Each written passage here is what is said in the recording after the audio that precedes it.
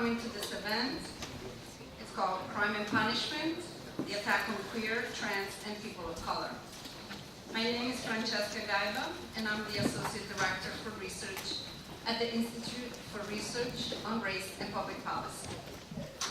I coordinate IRRPP's Race and Sexuality series, which this year focuses on transgender, lesbian, bisexual, and gay people.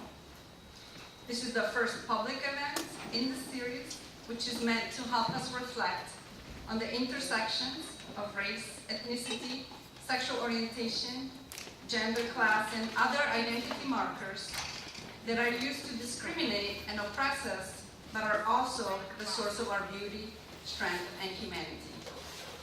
Understanding these intersections means recognizing that some people carry on their body multiple markers of beauty and oppression. I want to welcome and recognize all of you today in the audience who live that experience every day. Queer people of color with disabilities, LGBT immigrants, trans people in the street economy, queer homeless youth. I realized recently that doing intersectional work also means that as a member of an oppressed group, we need to pay attention to how our methods and outcomes affect other oppressed groups or more vulnerable members of our own group. For example, is there a whistle? Yeah. It's okay? For example, as white queer people, we need to move away from asking the state for more police protection, tougher crime laws, and stronger sentencing for hate crimes, because these actions reinforce a criminal justice system that is notoriously violent, racist, and sexist, as well as transphobic and homophobic. And what is the gain in rising up when you push other people down in the process? These and more questions are the reason why I am honored to introduce today's speakers, scholars and activists who engage in amazing hands-on work, carry out and publish impeccable research, and who keep us honest about the human cost of the struggles we fight. Andrea Ritchie is a police misconduct attorney and organizer in New York City. Her advocacy, litigation, and organizing work focus on the profiling, policing, and physical and sexual violence by law enforcement officers against women and LGBTQ people. She has authored and co-authored a number of reports on these issues for both national and international organizations. She was a member of the national collective Insight, Women of Color Against Violence, and is currently coordinating Streetwise and Safe in New York City, an initiative that builds community and power among LGBT youth of color who experience gender, race, sexuality, and poverty-based policing and criminalization. Welcome, Andrea.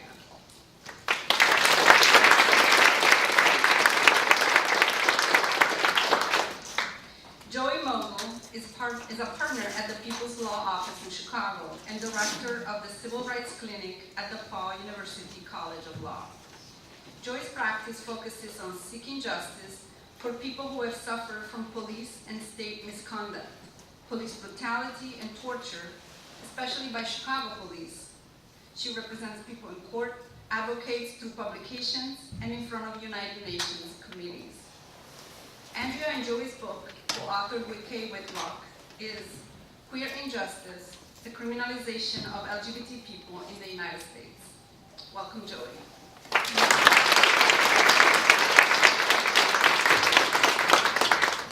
Dean Spade is assistant professor at Seattle University School of Law. He also taught at UCLA and Harvard Law Schools and has published extensively on issues regarding trans people and the law. Dean is the founder of the Sylvia Rivera Law Project, a nonprofit law collective that provides free legal services to transgender, intersex, and gender nonconforming people who are low income and or people of color. Dean is currently the co-editor of the online journal Enough, which focuses on the personal politics of wealth redistribution. His book is called Normal Life, Administrative Violence, Critical Trans Politics, and the Limits of the Law. Welcome, Dean.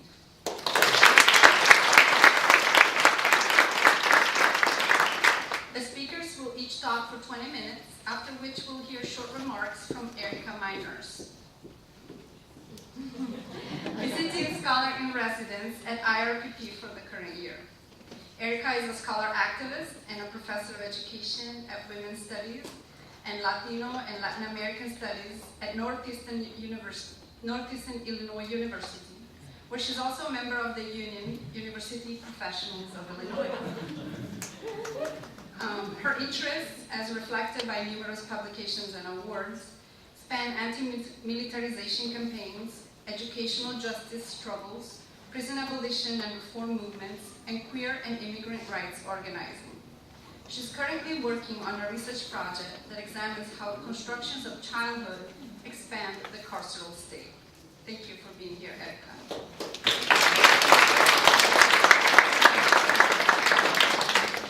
After her remarks, Erica will moderate questions from all of you. After that, please join us for book signing in the back and a reception. A number of great books, including Normal Life and Queer Injustice, are available for purchase in the back. We would like to thank today's co-sponsors, the English Department, the Department of Criminology, Law and Justice, the Social Justice Initiative, and the Chancellor's Committee on the Status of Lesbian, Gay, Bisexual, and Transgender Issues. I personally would like to recognize the work of our dedicated student staff, Delana Washington and Rhoda Gutierrez, who are at the registration desk, Ileana Figueroa. Ileana, are you in the room? There she is. And Matt King, who was here earlier. Our students make organizing our programs not only possible, but very enjoyable. Let me conclude with two important remarks. This would not be a trans event if we didn't take over the bathrooms and make them a site of resistance and gender neutral.